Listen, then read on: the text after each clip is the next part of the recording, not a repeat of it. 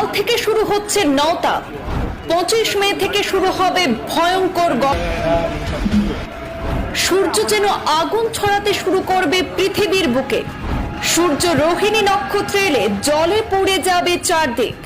নাসার বিজ্ঞানীরা জানিয়েছেন আগামীকাল অর্থাৎ 25 মে থেকে শুরু হবে নওতাপ। এই 9 দিন গরম সবচেয়ে মারাত্মক উষ্ণতা ছড়াবে।